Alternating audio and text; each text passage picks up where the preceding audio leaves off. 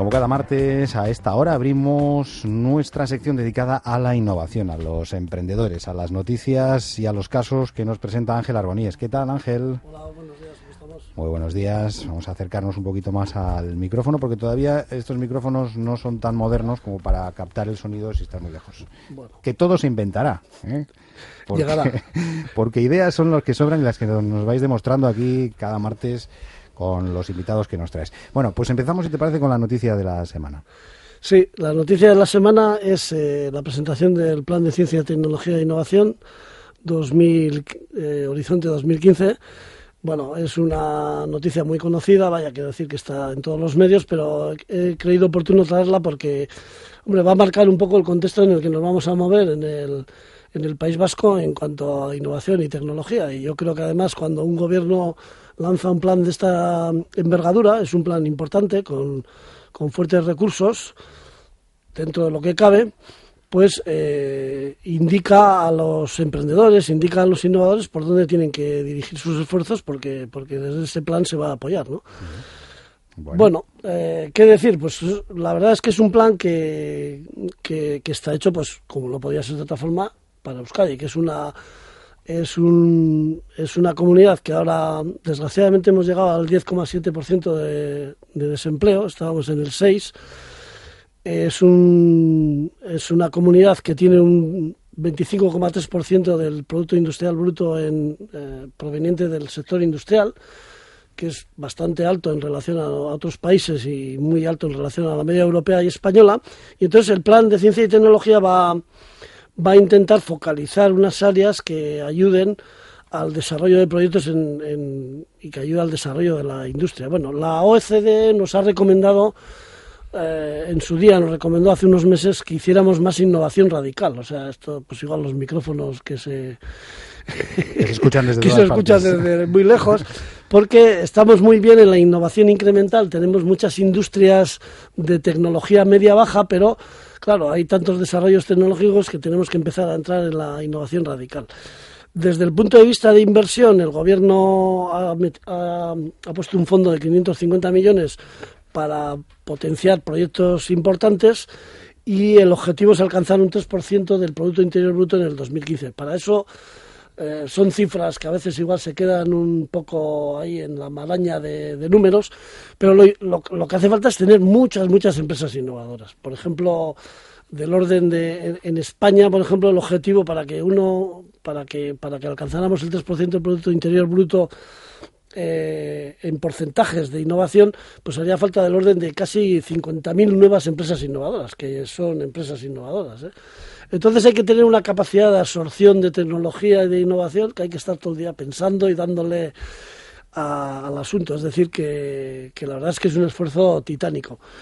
Por mencionar las áreas en las que se va a focalizar el plan, serían envejecimiento, energía, transporte y movilidad, el mundo digital y también un área novedosa es la industria de la ciencia, un poco al hilo de la instalación de la espalación de neutrones que intentó conseguir Bilbao y ahora consigue la subsede, pues se ha descubierto, digamos, hay una potente industria de los equipamientos científicos al que estamos apuntando, ¿no? Uh-huh. Y las transversales son biociencias, nanociencias y la fabricación avanzada. Yo creo que el plan está bastante bien constituido, está bastante bien construido para intentar llegar a la última fase de la cadena de valor. No enfatiza mucho la ciencia básica, pues porque hay que ser muy pragmáticos y se trata de conducir a valor y a conducir a la creación de empresas, un poco lo que venimos predicando en esta sección, ¿no? Bueno, pues noticia y caso en uno, todo en uno hoy en el espacio. Y ahora el invitado, hablando de nuevas empresas que tienen que constituirse, que tienen que generar riqueza, pues nos presentas a nuestro invitado y a su empresa. Bueno, en uno de esos campos, que serían de aplicación en varias de estas áreas de focalización del Plan de Ciencia y Tecnología que hemos mencionado, está la biomimética. Y está con nosotros Sergio González, el fundador de Biomimetics, lo digo bien, ¿verdad? Sí, hola, buenos días, Ángel. Biomimetics. Y que nos va a contar un poco qué es esto de la biomimética, para qué sirve y nos cuenta un poco cómo se ha lanzado a un proyecto innovador, también un proyecto de emprendizaje, con un biólogo para hacer consultoría en este terreno, que yo creo que es un terreno muy interesante porque tiene aplicaciones transversales en varios campos. Sergio, ¿qué tal? Hola, buenos días. ¿Qué es la biomimética? Pues la biomimética es inspirarse en la naturaleza para ver cómo ha desarrollado diferentes soluciones, cómo ha dado respuesta a problemas, y después aplicarlo en campos técnicos, como puede ser la arquitectura, como puede ser ingeniería, diseño, etcétera. Eso es lo que es la biomimética. Ajá. O sea, observar la naturaleza, que es algo que ha hecho el ser humano desde siempre, Eso es. y aplicarlo a la tecnología, que es lo que estamos haciendo en esta era tecnológica que vivimos. Sí, lo que pasa es que el enfoque es, a día de hoy, el enfoque se le da la vuelta. Es decir, desde luego que desde el que el ser humano se ha fijado en la naturaleza para intentar desarrollar aplicaciones. ¿Qué pasa? Antiguamente, como se hacía, era, bueno, un investigador, un científico, buscaba en la naturaleza un ejemplo que le resultaba curioso, que le resultaba interesante, y a partir de ahí intentaba desarrollar un producto comercializable para lanzar al mercado. ¿Por ejemplo? Pues, por ejemplo, tenemos los aviones, ¿no? Es decir, Ícaro, ¿verdad? aviones, Ícaro. Se observaban a los pájaros. Es decir, eso es Leonardo da Vinci, en la Edad Media, en el Renacimiento, observaba lo que era la naturaleza y luego lo intentaba desarrollar soluciones. ¿Qué pasa hoy en día? Que el avance de la ciencia, las investigaciones, ha crecido muchísimo más de lo que es el desarrollo tecnológico. Es decir, hoy en día hay cientos de universidades, centros tecnológicos en los que se investiga muchas veces con simplemente hacer una publicación, pero no se va más allá a traducir. Y por otro lado, las empresas, como decía Ángel, hoy en día lo que demandan es soluciones innovadoras, ¿no? Soluciones tecnológicas avanzadas.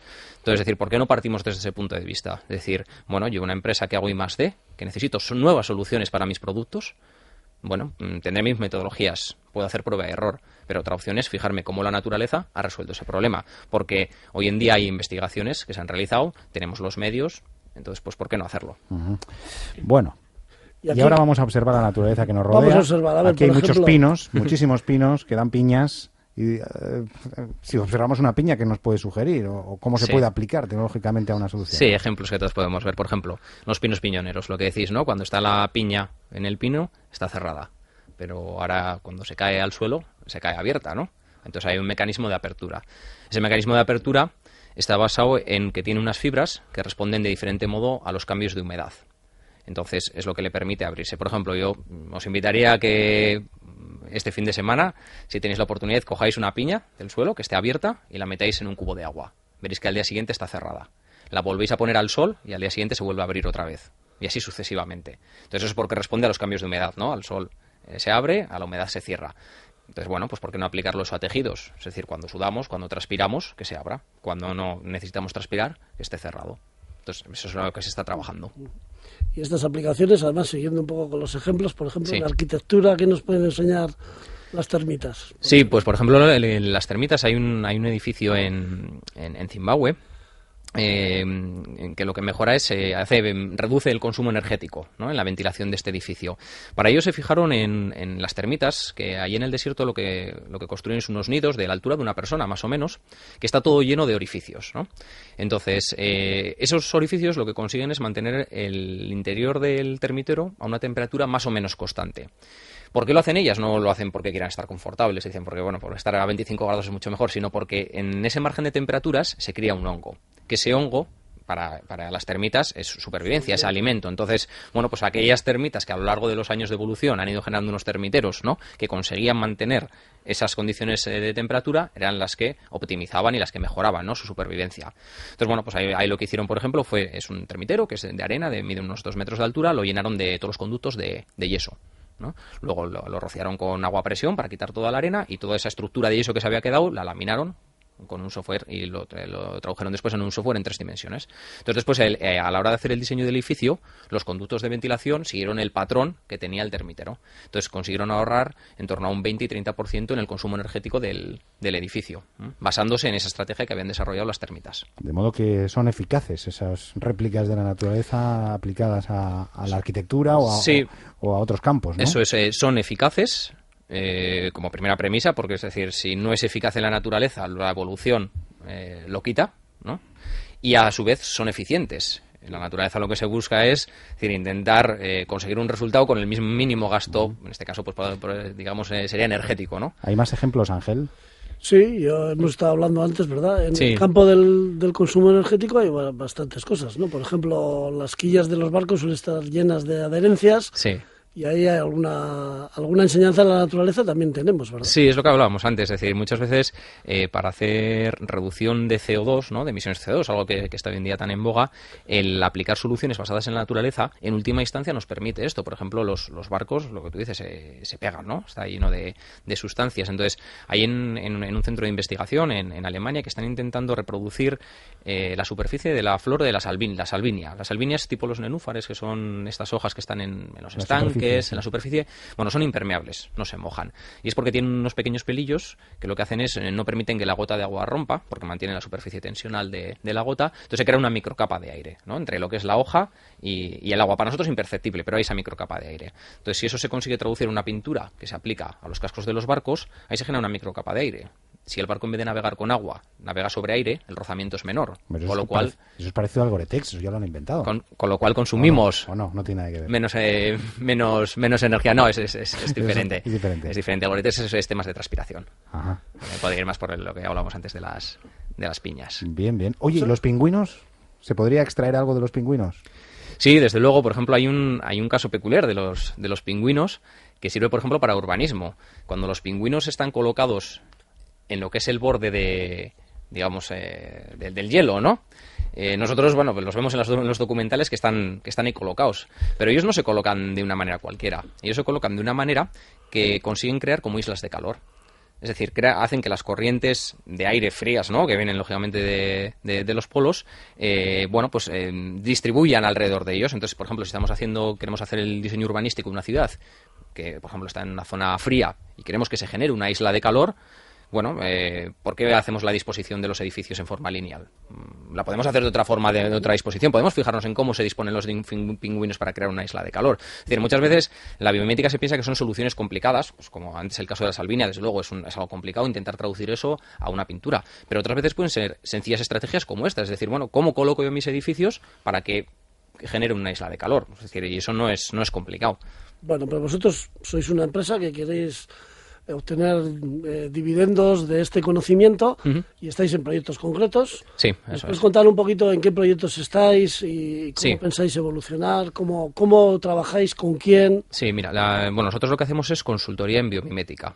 Es decir, nosotros, cuando un cliente hace proyectos de I+D, bueno, pues pueden... Una ingeniería, un diseñador, un centro tecnológico, etcétera, pueden enfocar sus proyectos pues por sus metodologías habituales, por prueba y error, y otra opción es más, es decir, bueno, y cómo la naturaleza ha resuelto eso, ¿no? Entonces, bueno, pues para eso no es tan sencillo como salir a la calle y mirar, sino que falta primero un proceso de análisis, de definir muy bien cuál es el problema, llegar a la esencia de lo que queremos resolver y luego hacer la búsqueda, las funciones, eso es que queremos conseguir, y luego luego buscar en la naturaleza, ¿no? Entonces esa es nuestra labor, ¿no? Hacer esa consultoría en biomimética. Y bueno, la biomimética se desarrolla a 3 niveles. Se desarrolla a nivel de producto, de proceso y de sistema, ¿no? Entonces, dentro de esos 3, pues os contaré un caso de los que estamos trabajando, ¿no? A nivel de producto, básicamente es diseño, ¿no? Entonces, por ejemplo, ahora sí que estamos trabajando en el diseño de un componente, bueno, pues de un captador de energía marina, bueno, pues para intentar dar respuesta a toda esa problemática que hay de meter cualquier elemento en el mar, como puede ser desde resistir corrientes marinas, de anclaje al fondo del mar, de corrosiones, etcétera. Bueno, pues toda esa casuística, analizarla desde el punto de vista de la biomimética, ¿no? Cómo responderían ciertos seres vivos a problemas de anclaje al fondo del mar, a problemas de soportar corrientes, a problemas de evitar corrosiones, etcétera. Entonces, es un caso ejemplo de diseño puro y duro, digamos, de ingeniería. Luego, por ejemplo, a nivel de procesos, ahí estamos analizando cómo las especies sociales de insectos, como pueden ser hormigas, abejas, etcétera, cómo se comunican entre ellas